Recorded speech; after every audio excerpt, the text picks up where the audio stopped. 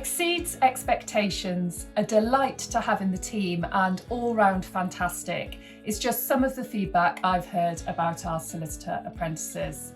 So it will come as no surprise that here at Osborne Clarke we are fully committed to our solicitor apprenticeship scheme and providing our apprentices with the very best journey towards qualification. We're also looking to grow our solicitor apprentice numbers and are really excited about extending our scheme from Bristol to London this year in September. Now, there are no better spokespeople for our scheme than our solicitor apprentices themselves. So this video is now a solicitor apprenticeship takeover, and they're going to explain how the scheme works and really bust some myths around what being a solicitor apprentice involves. So Emily, it's over to you.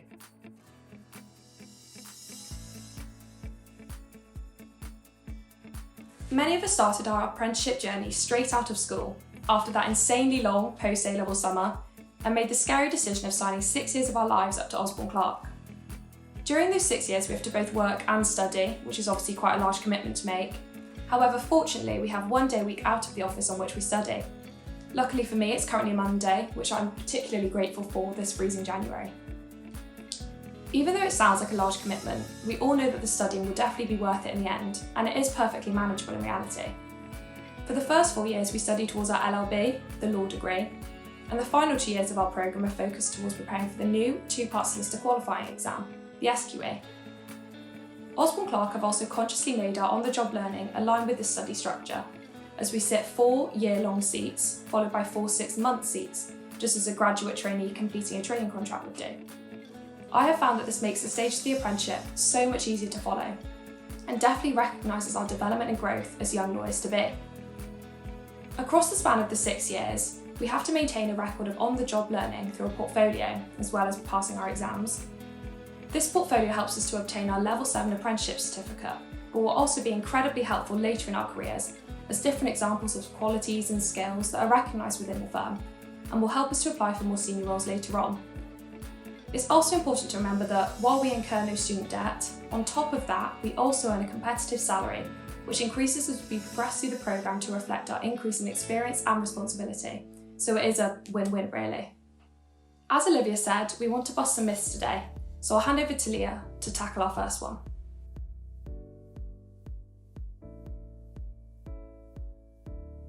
Whilst it can be hard to work full-time and study for a law degree, it's about balancing and prioritising these commitments without forgetting to take time for yourself. I've found that if I make the most of my study day each week and study 9 to 5 like a normal working day, then I'm able to take time in the evenings and on the weekends to spend with my friends and family. We have exams throughout the year, and these times do seem to be particular pressure points, but that's to be expected. Osborne Clarke are always really supportive during these times and are flexible in allowing us to manage our studying. We recently had our criminal law exam, and I think I can speak for each of us in saying that we're glad to have another exam done and be 1 step closer to qualification.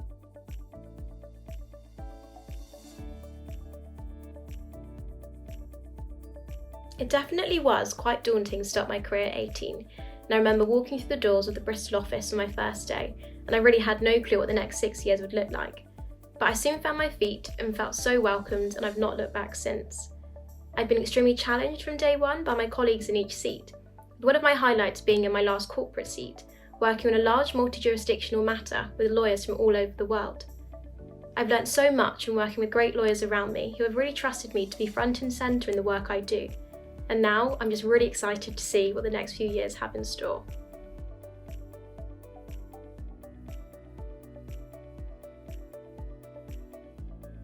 When most people think of the word apprentice, they assume we'll just be running errands, making drinks and photocopying, but that's not the case. Throughout the apprenticeship, we're given a wide variety of work increasing in complexity to demonstrate we can meet the solicitor competencies. This means we're usually given trainee level work with the support and supervision of more senior colleagues. I've recently helped close a variation to accelerate the delivery of student accommodation at the University of York, and am part of the team advising a consortia bidding on the Velindre Cancer Centre. the first major acute hospital to be procured in Wales using the mutual investment model.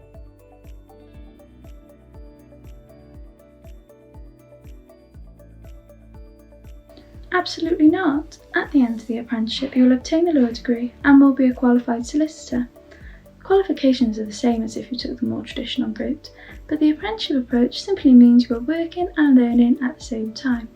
I believe an apprenticeship is much better suited to me as an individual.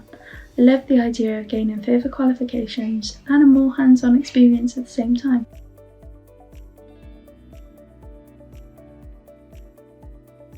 I think that there definitely does seem to be a stigma surrounding any type of apprenticeship, not just those in the legal sector, and it is often perceived that these are an easier route for school leavers. In reality, this is most definitely not the case, and something that we do honestly hope improves in the near future.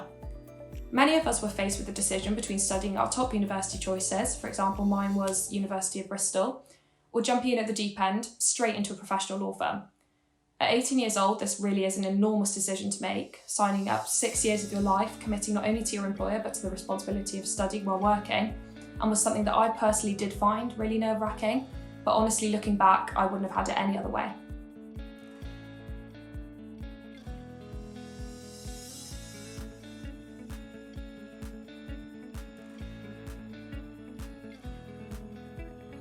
I must confess, before I took on the role of supervising apprentices, I did have some reservations about how much of my time it would take up, and I was unsure what to expect in terms of the quality of the work that they would produce.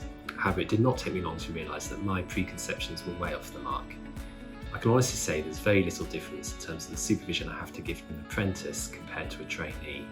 Every single apprentice I've supervised has impressed me with their enthusiasm, the speed with which they've settled into the team, and the quality of the work that they've produced. As a result, I've given them way more responsibility than I ever thought I would at the outset, and just as much as I'd give to a trainee. At one point, one of my apprentices went on holiday for a week, and during that week I realised just how dependent I'd become on them to help me manage my various matters. In short, I've been blown away, and I'm not someone who's easy to impress.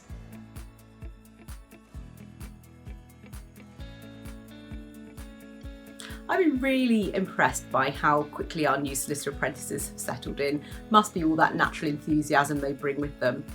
I think at Osborne Clarke we're pretty good at making sure that everyone in the team catches up informally day to day and then more formally once or twice a week.